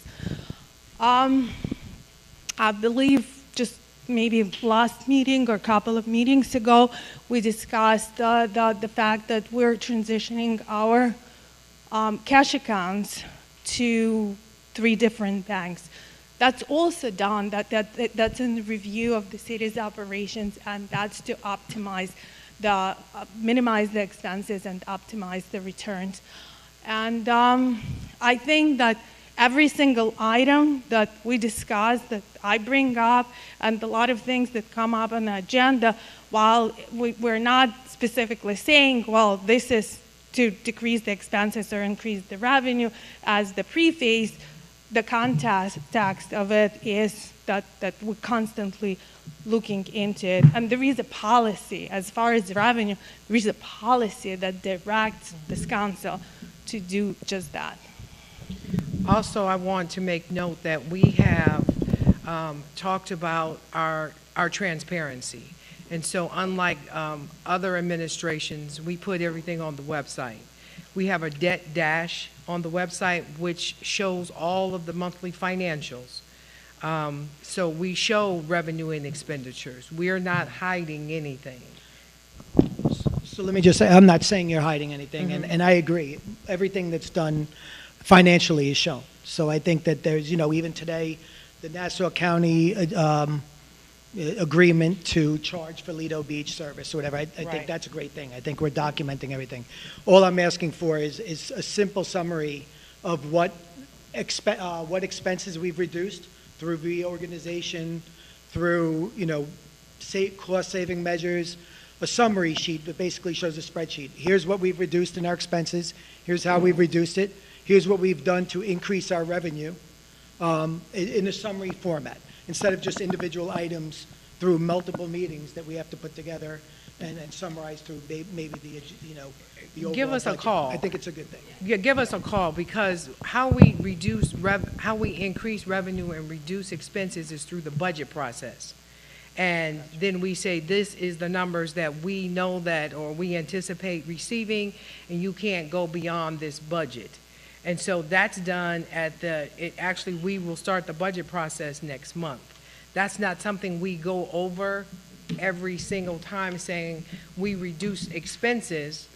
Outside of when they go out for bid, we try to make sure that everything is in line and that we get the best product for the cheapest price. And so that's in the bid process. But when we do the budget, that's when we say, this is all the revenue we know or we feel that we will receive, so therefore the expenses, we'll have to reduce expenses. And believe me, every year that I've been here, which I've done 2 budgets, we have reduced expenses. Agreed. Thank you. I really appreciate it. You can call Ina anytime. Will do. If you have questions, so that you can understand how we do the monthly process. And just one summary statement. I think we need to be more aggressive on what we're doing to reduce costs and more aggressive on what we're doing to gain income. Whether it's, deals with our federal partners, our state partners. We are. In Nassau County. We go after every grant. For example, next Tuesday, I will be doing a presentation for a grant that we applied for, and we made round 2 for a $20 million grant. And so we go actively after every grant we can, and when we know we can reduce expenses, we try to reduce expenses, yes. Great, And thank you. Mr. Creighton, the boot program that the commissioner had described, with parking, revenue, that should generate revenue that was not expected or budgeted. Additionally, I'm probably the biggest proponent of parking meters, because in my opinion, it can be a substantial revenue source. Agreed. And those are the ideas that I'm looking for, bigger ideas that will save us a lot more money. And okay.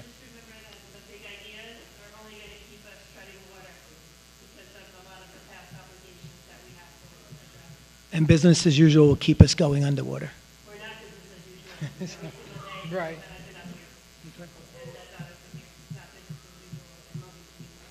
Okay. All right, thanks, Dan. All right, that's it, everyone. Thank you for coming. Oh, what? What? We had, so. Sorry, surprise Joe, announcement? Joe, Tommy, and myself. Mr. Hodge, you had mentioned a couple of things earlier on. Hello? Hello? Not finished yet. Hello? Go ahead. There were just a couple of items that Mr. Hodge mentioned earlier that we wanted to address. So one of them was about the 12-unit proposal for the zoning board. There's 2 points that I heard. One was about the zoning board denial of that proposed variance. The city council had nothing to do with that variance. That's before the zoning board of appeals, an independent body. They basically voted that down because it wasn't in compliance with the code. By way of reference, the same applicant had applied a year before that and was denied for the very same reason. As to your concerns about the center itself, I think we've tried to basically create the most open dialogue possible about the timelines on these things with the HVAC system. The city has offered alternative locations whenever you have an event. If the heating system's not working, please reach out to Joe, to Tommy, to myself to secure alternate locations. We're not trying to stop programs and kids from having fun or whatever's actually going on. I think those are the 2 main points that you had brought up. Wait. Sure, yeah. Yes. No, but I just wanted to clarify with the air conditioning system, that there is air conditioning in the Martin Luther King Center in the offices. There are window units. The one area that's not working is, I believe, the most important area is the gym. The unit was replaced after Sandy. It's outside. It's outlived its useful life. There has been issues with, I think, people trying to do the right thing and touching the wrong thing. The heat was on at the same time as the air conditioning, so it definitely strained the unit. I'm not saying by any means that's the reason that it failed, but we did get an estimate. It's quite expensive. I think it was $148,000, so we're trying to procure the funds for that. As far as the fire alarm, when there's an event in the gym, you're having a party, you have balloons and stuff, 9 out of 10 times a balloon gets away and it blocks the sensor up in the corner, the smoke sensor, so it sets the alarm into the alarm. So it goes off to the fire department, and they'll take it out of service because it just keeps ringing. So we're paying $1,060 every time for fire command to come and take a balloon down, and it has to be done. And you're having a party, you're going to have balloons, I get it. But, these are things that we can work together with Mr. Hodge and the community to, those are simple things that maybe we can put to bed. But I personally, as a city building, I like to have all of the services as far as the electrical service and the boiler room locked. We do it in the other buildings to avoid stuff like this. And again, I know, people are trying to do the right thing, but if you touch the wrong thing, sometimes, it sets into a whole nother set of emotions. But we do have a price on fixing the air conditioner. If we had the money, it would be done already. And again, we set up an email chain because there was a lot of different people involved, a lot of different factions, and the information was getting crisscrossed. So now we have an email chain with everyone on it. And if there's anything that you need, James, or anyone else, if they ask in that email chain, we'll send somebody right over. And to alleviate some of the issues, our maintenance supervisor goes to the building once a week, and he puts onto that email chain exactly what he did, what he saw and what he serviced, so this way everybody knows. And one of the things we did is he just checked the heat last week, checked the boiler to make sure that it's up and running. So when it does get cold, we're not scrambling. We know the boiler's up and running, it's ready to go, it's inspected. You know, New York State inspection, all the tags are good. So if there's any questions at all, you go into that email chain and we'll take care of it immediately. If it's an emergency, by all means, call somebody and we'll come right over. Okay, just very quickly, thank both of you. One, just to hit on the housing thing, the zoning board had already met, and it was all separate variants. The zoning board told the owner to go back and do several different things, and they said, we see no problem. And so I know you can say what you're saying, but all of that is recorded and all of that is on documents and meetings where anybody can see the tape. Not you and I, but anybody can just go and see the tape. All right, they said do this, it should be okay. Came back, said do this, and it should be okay. They have given variances for other properties, and all of that is documented on tape. But again, if we talk about servicing and helping the low income, it could have been 12 affordable housing units. So that's that. That's my response to that. It's all on tape. It's no debate for me. It's all on tape. It's there. They said, and every one of them just about said that if you do this 3 times, we would approve. Look at the tape. Okay, that's that. With the MLK Center, anybody can Google. You can't turn heat and AC on at the same time. I don't like that being blamed on any of the staff that I'm working with and I've worked with for years. Mrs. Odom was the president of the center for 19 years. I've been there my whole life. It was built on my yard. We have never been locked out of a boiler room. We have never had these issues or problems. So I don't like it to appear that we don't know how to turn air down and heat up like it's one unit in everybody's home. I don't want that to appear no matter how nice it's said, okay? And then it was said that we put filters in it. Who has money to go buy the filters? The city bought those filters because they said they needed to put filters in, different filters because of the pandemic. We did not place filters in there, and they did whatever they did. The only one that turns the AC or whatever on, and I thank God that I fought very hard to get AC put in the center several years back when they put it in the gym finally. So again, the housing, look at all of the videos. All right? The city had their own decision and whatever they made. I just felt it was unfair. That's it. And with the center, there is one air conditioner that works in the kitchen and one that works in the reading room. The gym room, we've had to stop because of the humidity on the floor and it's too hot in there, so we had to stop a lot of the program. And if the city is saving so much money, I promise you, we sent an email, multiple emails, to say, let us get a company to come in and give a quote. The city didn't tell us to give them a quote when I got Global Green to come in and we did that big grant through Sandy and saved the center thousands. Every light bulb in that center was through a grant that I worked with and got the city through our non-for-profit. National Grid, that's who I worked with. And they came and did the solar panel. And of course worked with the city, but a lot of that was through what we did. They didn't tell us, okay, you tell them to come to us. We sent you and said we want to probably fix the AC because we have a cancer program. It's children. And what was sent back to us? Tell them to come to us. So if it really mattered, like we did emergency air in this building, it's children. And that's all that I was asking. So if the city said it's 107,000, please let me call some certified air conditioning people and I will raise the money. Because I promise you, it's only an air unit. It does not cost $107,000. I promise you.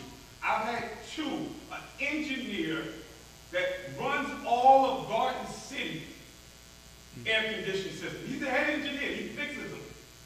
We were 70 to 60%. And of course, he had to get some condensers or whatever. If it costs $100,000, we're on camera, and everybody listen. I'll shut up for the rest of my life. If it costs $100,000, a lot of people love that, but if it costs $100,000, I will shut up. I promise you it don't cost that much. Let me handle it. Well, now the system got turned off, so we can't turn the air conditioner on because you can't run 2 systems at the same time. So again, I just don't like that being put on the MLK step. We've never had no problem like that. You know, some people don't speak up, and that's why I'm coming to speak on behalf of them. I worked hard for years with Tommy. You know, a lot of the storage rooms are not closed. I worked at the rec for several years. People walk back there, maybe they closed it now. This city hall door sometimes is open all the time. Not the door over there, but the door right here, and the door in the back. You know, so listen, I'm just saying my piece off of what you said. Everything is on video. Please let me call the air conditioning company. I want to save my city some money. I care about my city. The only thing I want to say, James, is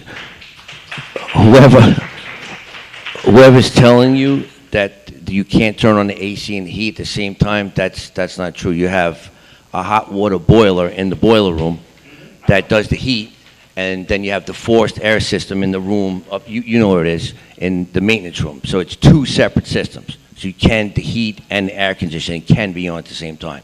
It's two separate units. Do you know that, like you said, you just bled the system and then you guys turn the heating system on? So again, listen, we can meet the city manager down there, you can bring somebody down, we can go over the system and just show them, Tommy. We did not have two systems. I've been there I'm 44. It was built on my yard. I've been in that center my whole life.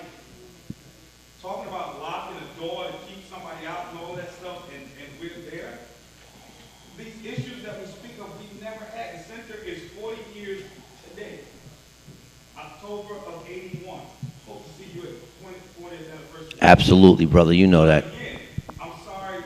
I would love to bring you there with some contractors. I promise you, Tommy, it does not cost no way. Somebody that gave you $100,000 is telling the story to the city. I promise you I can save the city. Let me work on that contract for free. No consultant fee. Please let me work on that. Get me a cheaper estimate, we'll use it. Okay, please let me work on it. I asked the city, please let me work on the contract with the AC for free. No consultant fees right now. Go ahead. All right, good night, everyone. Thanks for coming.